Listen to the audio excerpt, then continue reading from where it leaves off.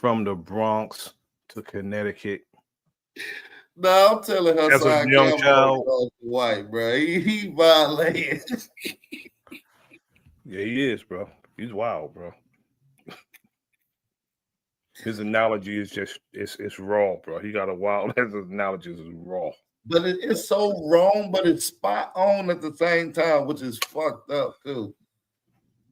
That's not good to be totally wrong with what you're saying morally, but spot on logically. That's not good. Indeed. Hoe, man, that's a rotten hoe. And a dirty leg bitch. A woman or a stomped down hoe wouldn't do no such thing. And come to find out, they say the boy was selling his back to Bam. They said he was a male prostitute. Because he came out and said, well, man, that's how Bam is how I fed my family. That's why I never put him in jail. See, that's what I was going to say. It had to be like some money or something. Well, Bam probably, it's a lot of niggas. They like, man, Bam probably was buying his back, buying that Hassan back. Yeah, you know, some niggas like shorty and ribs, some niggas like baby back ribs. Bambataa like Hassan back and was buying that back. You want to know what's so crazy about that African Bambataa thing? Like, he's such like a legend to some people's eyes, and he never like gets talked about how like nobody even question. He ain't even a legend. What the fuck did he do? Like R. Kelly or something like they nobody even question it. And according to Hassan, he was buying he was pressing in a lot of backs. Yeah. That's like a lot of famous people. Did you hear about that book? I don't know. I know that's where the name Bambataa comes. The book that he had. The book that Bam had of all the pictures of everybody. Yeah, of all the people that he did and shit. Yeah, that's diabolical, bro. Yeah, they said they had little boys with doodoo stains, teenagers, other niggas who grew up to be gangsters. He was like the hood Epstein. And exactly. And he said he used to go there and go to Bam house and you should just smell like ass and the whole house. I might have to do a whole series on Bambataa. Surviving Bambataa, the Bronx Epstein. The Bronx Epstein. That's who he was, brother. Ooh, that motherfucker might go. I got some shit on him. I mean, brother, you know how to gather, some information stat, brother. Beasting story even worse.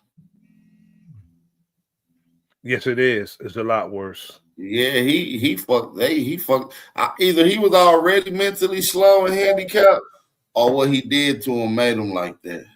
I don't know, but it don't seem like he got all his mental faculties. And then he's telling him he's saying Bam used to get him White Castles, bro. White Castles, bro. Yeah, Bam done fucked the marbles out these boys. That's fucked up. Bam shouldn't have just been able to just go out like that. He should have been on trial and in jail. And these victims, all except Beast thing, and then he backed out the last damn minute when it was time to actually go and they say a Zulu member threatened him, his mama, and everybody. Exactly. But, I don't know who these niggas is, but they move pretty militant behind the scenes, bro. You remember when Fat Joe said there's a gay mafia? Yeah. He knows firsthand because he's a member of Zulu too. So he knows. Speaking of that, I got that clip lined up right after this, so we're gonna get to that in just a second. I'm glad you brought that up. Let's get to this. He was pressing in a lot of backs. Yeah. Like a lot of famous people like that's I heard like a lot. I don't know. I know that's where the name Bambataa come from. He was bamming them boys bottom. Stop. That's what they told me, unless they were just high-siding and joking. They said that's where the Bambataa come from. He go bam that bottom. That's crazy. Wow. Yeah. And he said he was bruising Hassan bottom. Yeah. Bambataa come from him bamming they bottom is crazy. Where do you get the nigga from? That's where the name Bambataa come from. He was bamming them boys bottom. Stop. That's what they told me, unless they were just high-siding and joking. They said that's where the Bambataa come from. He go bam that bottom. That's crazy. He go bam that and he bottom. said bruising Hassan bottom. Yeah, he said that nigga cheek was purple. It said it was his favorite, right? Yeah, you know them dark-skinned nigga like them red bone. Yeah, it's like interracial fucking in their mind. Yeah. He really wanted a white girl that went and got him. Hassan Campbell made him into motherfucking me, Karen. But why did Hassan Campbell call you a crackhead and things like that? Because I seen him on the academics platform and on his platform, he said you're a crackhead and things like that. I don't that man, they either go call you crackhead or gay. You ain't never heard nobody from Texas say it. Think about that. People that actually know you. You ain't even all the blogs. Texas has more popular blogs than any state in the union right now. When you go looking at Dallas Global, Say Cheese TV, BG, man, all these Say No to School, all these Texas-based platforms. Mm-hmm. I done got into it with Trap Boy Freddy, Yellow Beezy, Earl Spence, Steven Jackson, Pimp C people. Ain't now one of these people say, oh man, nigga, a dope smoking ass nigga. Not one person. Ain't now a person called me a rapist. It's always the bloggers from other states. So they're just like some defense mechanism shit they could try to say about you. Well, they stay lying. Mm-hmm. Charleston White though had a spin a narrative good than a motherfucker, boy. I ain't lying to you. He's a propagandist. He's a professional propagandist, brother. And he's good. He's good. He's good. He know how to spin a damn narrative, boy. Damn. You don't see too many people doing that. But let's get into this. Let's get into this next clip.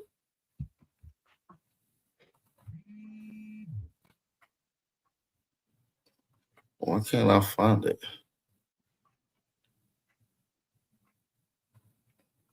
Damn, I thought I had the Fat Joe clip lined up. But let's get into some of these people who's protecting Bambataa somewhat. You feel what I'm saying? So we're going to get into some of these conversations. Shout out to everybody that's in the building. Go ahead and smack that like one time while we in here. And if you ain't subscribed yet, go ahead and subscribe to the Tether Task Force TV, man. Subscribe to the Tether Task Force. That's where we're going to be at, dropping that heat. You got to tap in with the tap in. It's only righteous. You feel what I'm saying? So yeah, shout out to everybody in the building. Let's get back to some more of this conversation. We're gonna get into the conversation with the guy Immortal Technique. Because he knows he don't want to be seen here. And people are upset and they genuinely hurt. And as a person who lives in Harlem, I have to hold my head up. I'm not a person who lives, and no disrespect to somebody who made it and lives somewhere else and you in Beverly Hills, but now I got to walk around Harlem while held high. So I had to go talk to the people who this happened to. These were several people that came to me and were like, yo, Technique, our names are being dragged in the mud. They're saying that we did this, that we made this up. And I listened to them, brother. And you know what they told me? They said, we don't want him dead, right? We want him in the book. We want him in the registry. That's his punishment. And I said, oh, wow. And that's when I realized that I wasn't dealing with liars. I was dealing with people that were genuinely hurt. So I will always stand with the victims of any abuse. And I say to people out there, it's not a hard choice to make. You know what I mean? And I get it. Somebody made a lot of contributions to it, but a person can lose their God status. No human being is infallible. Nobody is up against something. Listen, imagine if I do something great right now. Like I invent the cure for cancer, but like I kill somebody you love's child. That don't take that away, man. You know, like I did something terrible. I killed the child inside somebody. That's not something. And brother, I appreciate the question because you know what? I'm never gonna run from stuff like that. And I'm actually disappointed that a lot of other brothers didn't make their voice known when it was time. But you know, I felt like the best place for me to have that conversation is when I went to Harlem and I did Side Netta's channel and a bunch of other like specifically black media on YouTube. I was like, no, I'm gonna talk to y'all. I'm not talking to Rolling Stone. You know, you never get stuck about us up here when all this was going on in the first place, right? And now you want to talk to him? I'm not talking to Fox. I've nothing to say to you. I want to talk to the black media, and I want to say to the kids, don't let anything dissuade you from coming out and telling people that bad things have happened, okay? Don't let nobody tell you that you're not a man for speaking up about that. Don't let nobody control your voice. Like, I taught in prison, right? True story. I went to prison, and then I taught in prison with Carmen Perez. And it was actually Harry Belafonte, shout out to OG Harry Belafonte, that got me that job. And when I went to the prison, I realized something. The narrative about black fathers being absent, that's bullshit. In the prison, it's not that there's an absence of black fathers, it's that most of the kids in prison don't have a mother or a father. They're being raised by some offshoot member of the household or some friend of the family. And when I seen this, I realized something, that nobody respects a child when he says, you know what, man, don't touch me, don't hurt me, right? Nobody respects a kid when he says, you know, please, like, don't torture me, right? But if a little kid pop out and says to a motherfucker that's fucking with him, listen, man, if you touch me again, I'm gonna fucking kill you. You hear me? You put your fucking hands on me again, and I'm gonna fucking stab you with this knife and I'll fucking kill you. Yeah. At that particular moment. That's real Imagine shit. being able to build an app Real with shit. your name Sorry about the ads, just by y'all. thinking Sorry about about the mother- it. Meet Base 44, a complete. I gotta pay for my premium. That's real talk right there, though. The child has learned the wrong lesson. They believe Now, it's the knife that has made them powerful. It's not the knife. It's the fact that they use their voice. That's what makes them powerful. Because the knife can't touch everybody, and your voice can touch everybody around the world. Your voice can reach people that are afraid to say what happened to them. Your voice can reach people that right now are dealing with a person who's still abusing them. So remember, it's not the weapon that makes you powerful. It's the voice, right? It's not the gun. It's the hand and the person willing to wield it.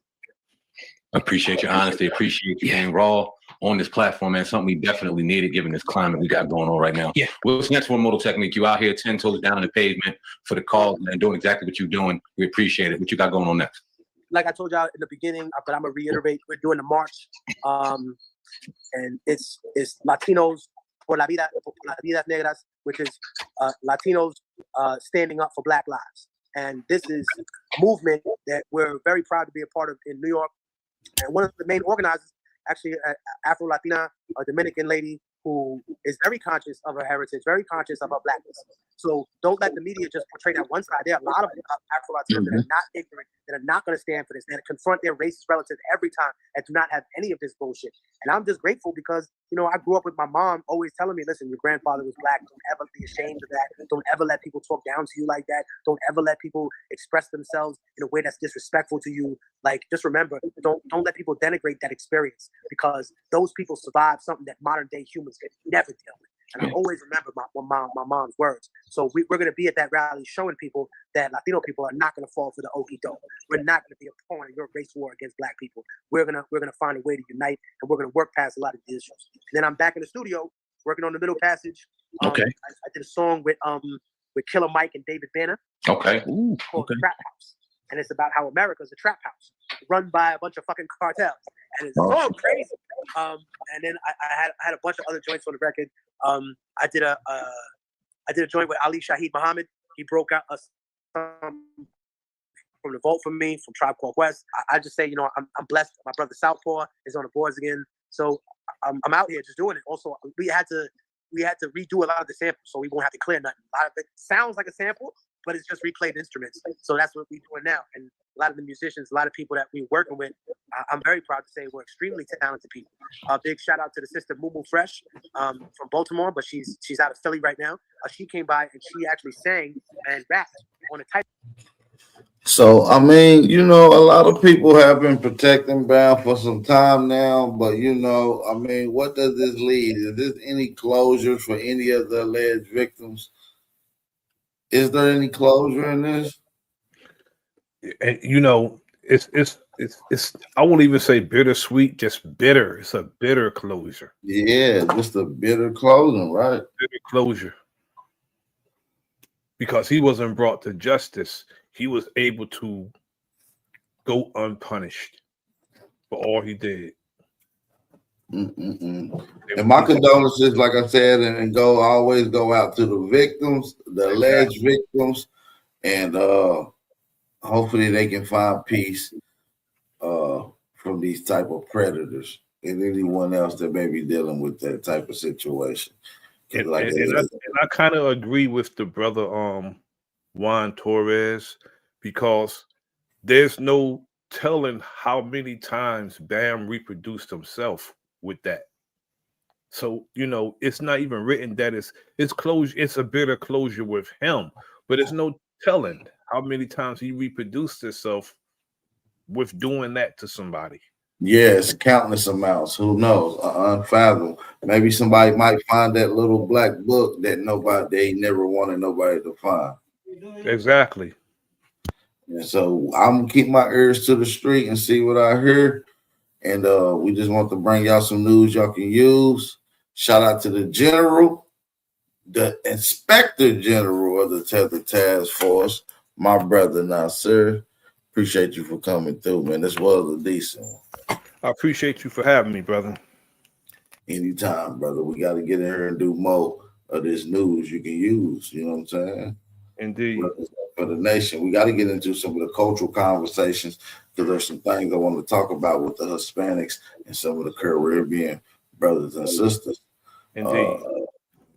So yeah, shout out to everybody that's in the building, man. We're gonna get up out of here. Hopefully everybody's enjoying the rest of their day. Be safe, be aware, stay vigilant, and stay dangerous. It's your brother Aboriginal Power, and this is the Tether Task Force. No terroristic threats, and we'll see y'all later. Won't be tolerated.